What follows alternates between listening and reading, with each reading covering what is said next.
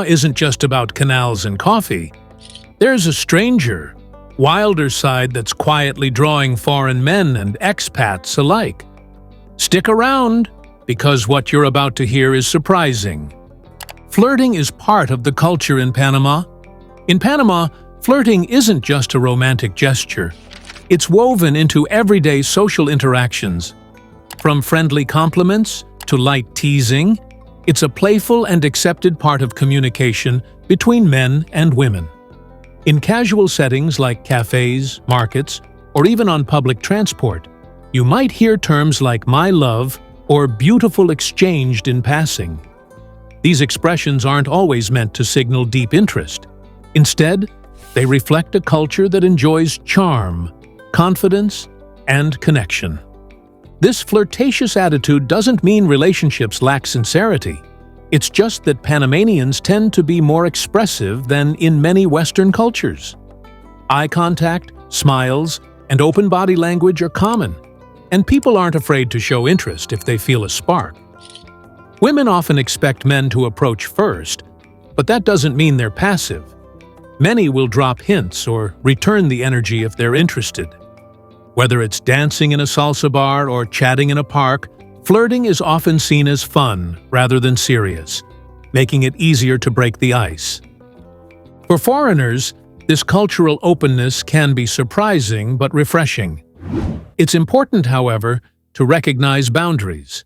Just because flirtation is common doesn't mean it should be mistaken for consent or commitment. Respect and emotional intelligence go a long way. When embraced properly, the Panamanian approach to flirting can make socializing and dating more natural and enjoyable. It's about being genuine, confident, and enjoying the moment, qualities that often leave a lasting impression in this warm and lively culture. You can see the sunrise on the Pacific and sunset on the Atlantic. In Panama, you can chase the sun like nowhere else. Thanks to its unique east-west curvature at the isthmus, Panama defies expectations, allowing you to watch the sunrise over the Pacific Ocean in the morning and set into the Atlantic, Caribbean Sea by evening. It's one of the only places on Earth where the geography bends in your favor like this. Most countries follow a simple rule. The sun rises over the east coast and sets on the west. But Panama's twisty landmass throws that rulebook out the window. To pull off this bucket list-worthy day, you need a little timing and a lot of adventure. Start your morning on the Pacific coast, perhaps somewhere like Playa Farallon or Punta Chame, where the sky ignites in golden hues as the sun emerges from the ocean. Then, hop in a car or take a small plane and journey to the Caribbean side. The distance between coasts is only about 50 miles at the narrowest point, and the scenic drive takes around 2 to 3 hours. By late afternoon, you can be lounging in a hammock on a beach in Colón or the San Blas Islands, cocktail in hand, watching the sun dip dramatically into the turquoise sea. This phenomenon is more than just a quirky travel hack. It's a poetic reminder of how geography shapes experience. In a single day, you can cross from the Pacific to the Atlantic and witness both the beginning and end of the light. In doing so, you straddle hemispheres, oceans, and time itself. Panama may be small in size, but it offers one of the grandest stage directions on Earth. Exit sun, stage west. Only after entering, stage east. It's home to an amphibian with transparent skin. Deep in the lush rainforests of Panama, a tiny, almost invisible creature clings to the underside of a leaf. The elusive glass frog. At first glance, it looks like any small green frog. But peer a little closer, and you'll discover something astonishing. Its skin is completely translucent on the underside. You can literally see its heart beating, its liver pulsing, and its digestive tract at work. It's like a living biology class with legs. This delicate amphibian isn't just rare, it's otherworldly. There are several species of glass frogs in Panama, most of them no larger than a ping-pong ball. They are nocturnal, and their transparent bellies are believed to help them camouflage by mimicking the appearance of dew-covered leaves. Scientists still don't fully understand the evolutionary advantage of their see-through design, but the visual effect is undeniably mesmerizing. Some researchers suggest their unique trait confuses predators, making it difficult to distinguish where the frog begins and ends against the leafy background. Either way, it gives new meaning to the phrase, "wearing your heart on your sleeve." Spotting one in the wild is a thrill for biologists and ecotourists alike, and Panama's protected cloud forests provide one of the best chances in the world to do just that. As conservation efforts increase, so does our ability to study and preserve these tiny marvels of nature. In a world where much wildlife hides in plain sight, the glass frog invites us to look deeper, literally. Panama doesn't just house frogs. It offers living, breathing windows into the secrets of nature. The country flips coast directions. Panama is one of those rare countries that loves to mess with your mental compass. On most world maps, we assume the Pacific Ocean lies to the west and the Atlantic to the east. But thanks to Panama's curvy S-shaped geography, that assumption gets completely flipped on its head. In certain parts of the country, you can actually stand with the Pacific Ocean to your east and the Atlantic Ocean to your west. An uncanny twist of cartography that stumps even the most seasoned travelers. This directional flip is most evident near the southern tip of the isthmus around Panama City.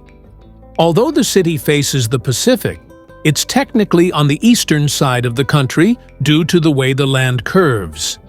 Likewise, on the Caribbean side, Colón faces the Atlantic but lies further west. This means ships entering the Panama Canal from the Atlantic side actually travel southeast to reach the Pacific. A mind-bending fact when you realize how ingrained west-east assumptions are in geography. The Panama Canal itself highlights this twist beautifully. As vessels pass through the 82-kilometer waterway, they don't move straight across, but rather at a diagonal that defies conventional orientation. Tour guides love to bring this up because it always earns double takes and confused glances at compasses. Panama's coast-flipping geography doesn't just challenge your sense of direction, it redefines it. It's a country where cardinal rules don't apply and where the natural world dares you to rethink what you thought was fixed. The Panama Canal uses gravity, not pumps.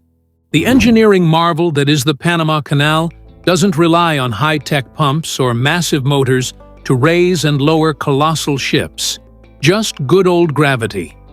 At the heart of its operation is a system of locks that function like water elevators, lifting vessels up to 26 meters, 85 feet, above sea level to cross the Isthmus of Panama, then lowering them back down on the other side. The genius? It all works by simply letting water flow in and out, pulled by the irresistible force of gravity from nearby man-made lakes like Gatun. Each lock chamber holds about 26.7 million gallons of water and operates by carefully timed valve systems. When a ship needs to be raised, gravity-fed water from higher elevation lakes flows into the chamber until it's level with the next lock. When the ship needs to descend, water is drained just as effortlessly into lower chambers or channels. No electrical pumps, no expensive mechanical systems forcing water into place.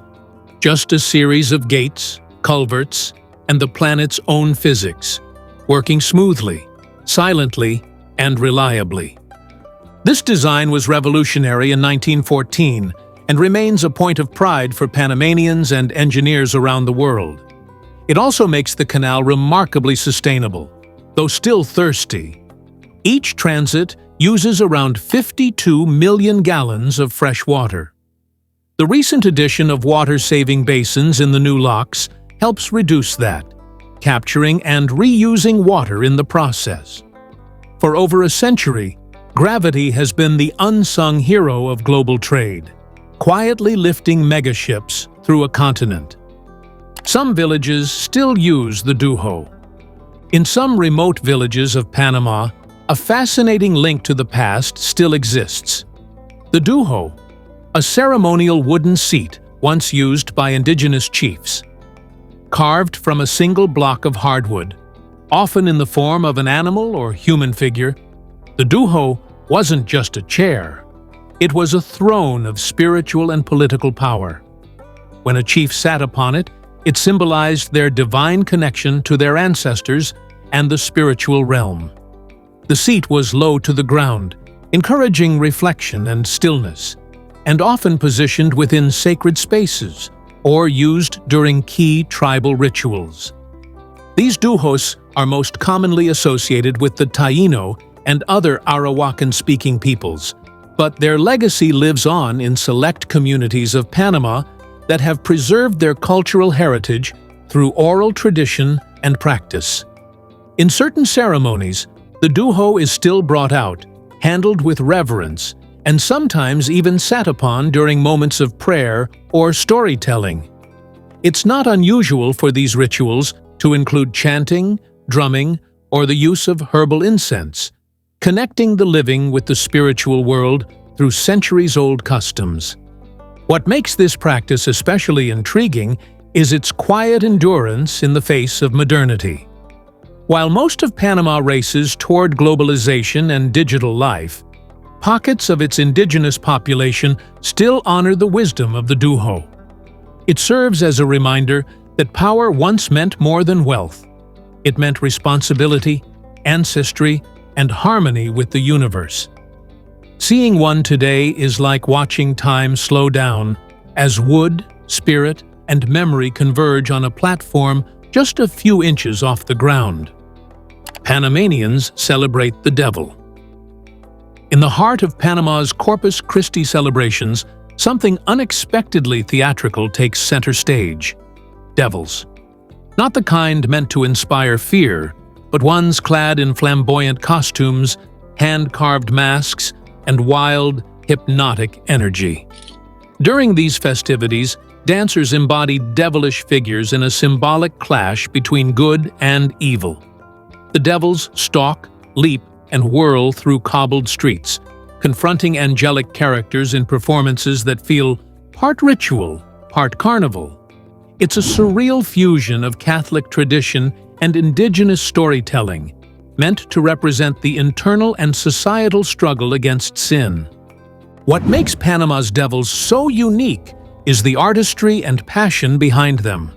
Each costume can take months to create. Elaborate horns, bulging eyes, and long coiled tongues are common design elements. The dances themselves are choreographed yet unpredictable, mimicking the chaos of temptation and the complexity of human morality. Children often watch wide-eyed as the devil dancers hiss and stomp, challenging purity and taunting saints, while elders nod along, knowing this drama has been performed for centuries. In places like La Villa de los Santos, this celebration becomes a full-blown spectacle, drawing crowds from across the country. Despite their sinister appearance, these devils serve a redemptive role. Their defeat by angels at the climax of the dance doesn't just entertain. It reinforces cultural values of repentance, discipline, and spiritual victory.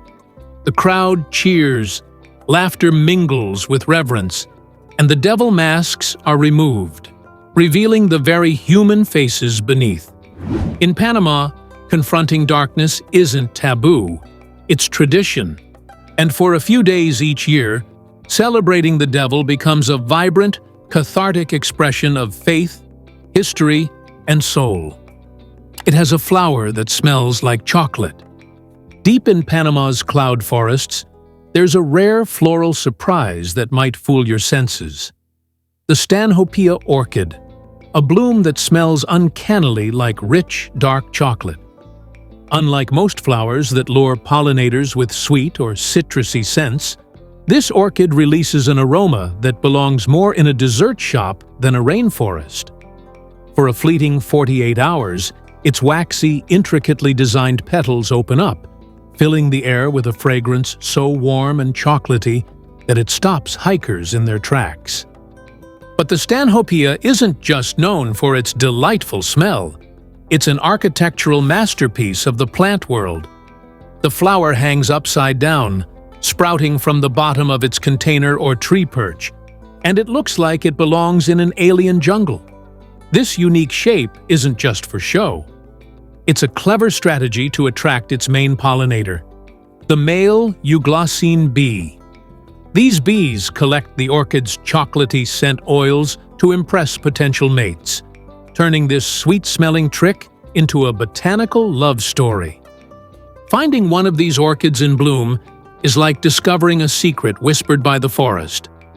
They don't bloom often, and when they do, the show is brief. You've got a narrow window to catch the chocolate perfume wafting through the underbrush. For botanists and nature lovers alike, stumbling upon a Stanhopeia in bloom is a magical experience, an olfactory illusion that reminds us nature's creativity knows no bounds. In a world where roses smell like roses, Panama offers something bolder, a flower that smells like dessert.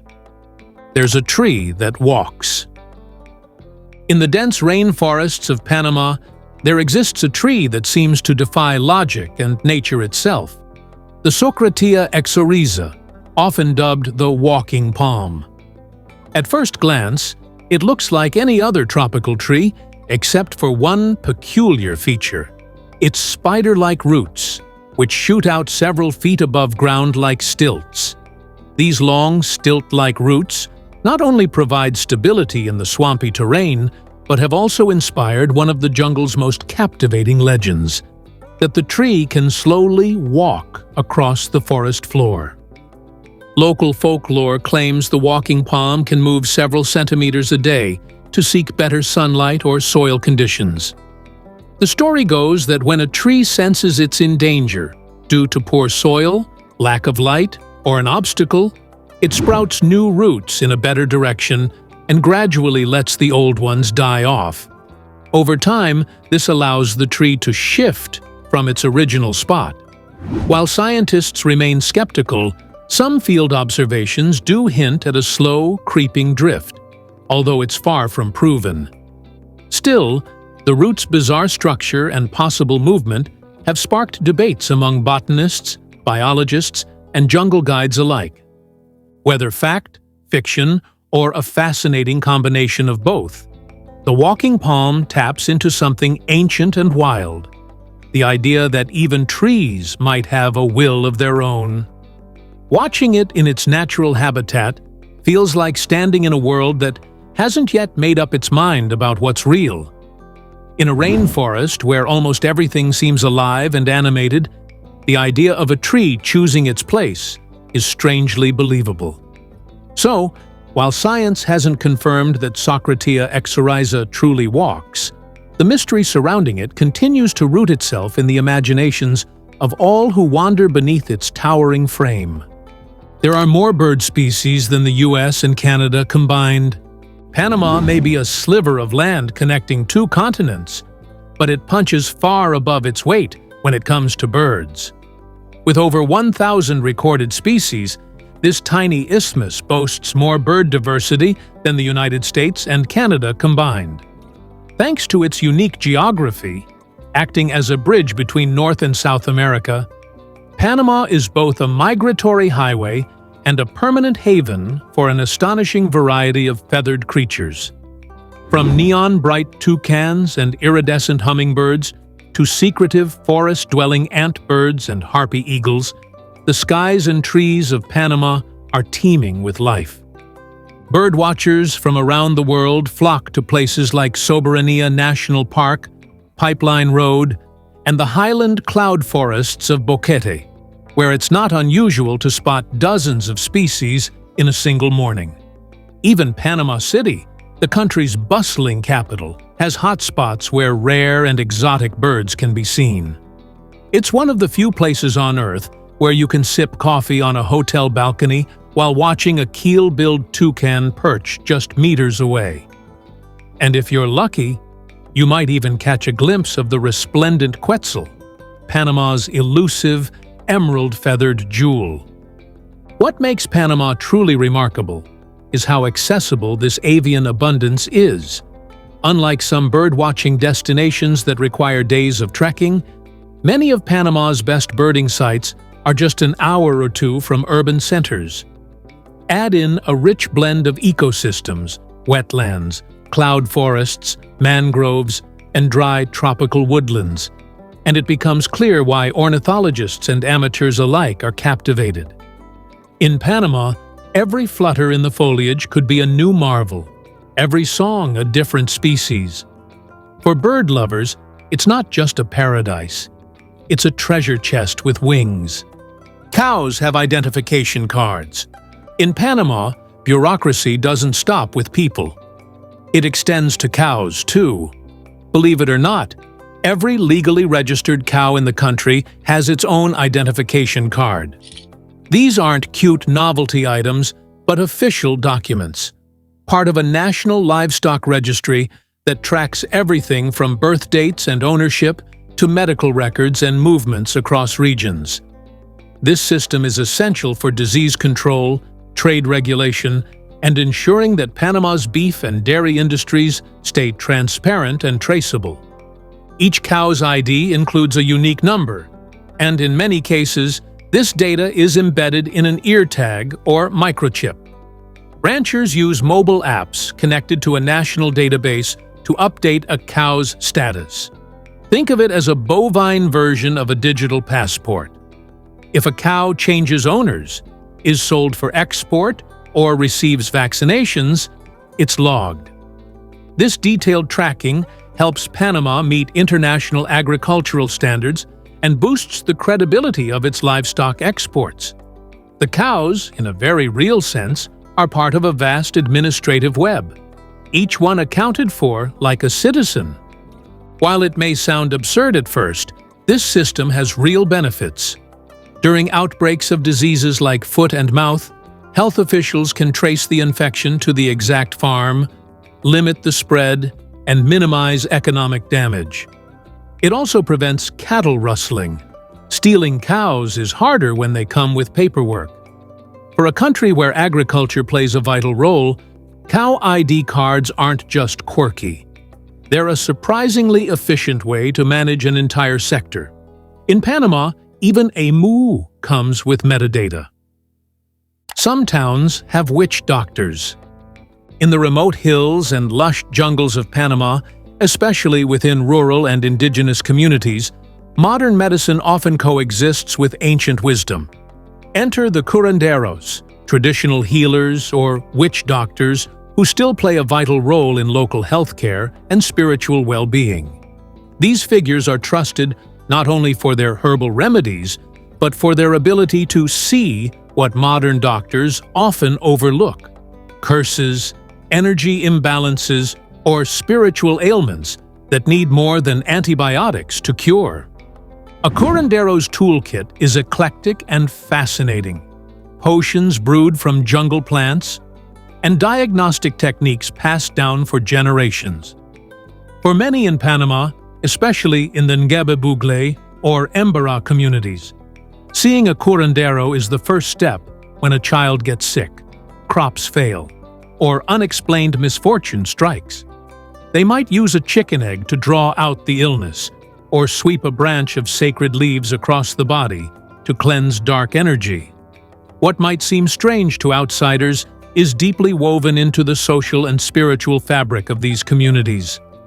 Even in towns with access to clinics or pharmacies, curanderos remain respected. Locals often consult them before turning to a doctor or in conjunction with Western treatments. Their influence isn't fading with time, it's evolving. Some younger healers blend ancient practices with modern health education, serving as cultural bridges. In Panama, a diagnosis might come with a prescription for antibiotics, or a chant beneath the full moon. The line between magic and medicine remains beautifully, intriguingly blurred. Panama hosts a UFO watchtower. High above Panama's jungle-covered hills, there's a place where science fiction seems to flirt with reality. Cerro Jefe, a misty mountain near Panama City, has become an unlikely hotspot for UFO sightings. Locals and thrill-seekers hike up to its summit, not just for the panoramic views, but for the possibility of catching a glimpse of something unexplainable. Strange lights, erratic movements in the sky, and glowing orbs that hover in silence. These are the stories that keep drawing people back, flashlights and binoculars in hand. The so-called UFO watchtower isn't a formal observatory. It's more of a rugged lookout point, an old communications station repurposed by local believers and curious visitors. On clear nights, small crowds gather, scanning the skies and sharing tales. Some swear they've seen flying saucers zigzag between clouds or plunge into the forest without a sound. Others report sudden blackouts in their devices, followed by inexplicable chills or disorientation, accompanied by birds chirping in an unusual manner. While skeptics chalk it all up to atmospheric illusions or overactive imaginations, the sightings persist and continue to attract attention. Panama's unique geography adds fuel to the mystery. With its equatorial skies, relatively low light pollution, and proximity to magnetic anomalies like the South Atlantic anomaly, Cerro Jefe sits in a natural sweet spot for unusual phenomena. Whether you're a believer, a hardcore skeptic, or simply someone looking for a great stargazing experience, the mountain offers a dose of wonder. In a country known for its engineering marvels and natural beauty, the skies above Cerro Jefe provide a different kind of spectacle, one that sparks more questions than answers. There's a town with no roads. Tucked deep within Panama's lush Darien rainforest lies Embera Drua, a village where the sound of engines is replaced by birdsong and the gentle splash of canoe paddles. This indigenous Embera community has no roads, not a single one. Instead of cars, villagers navigate a network of serene jungle rivers by hand-carved dugout canoes.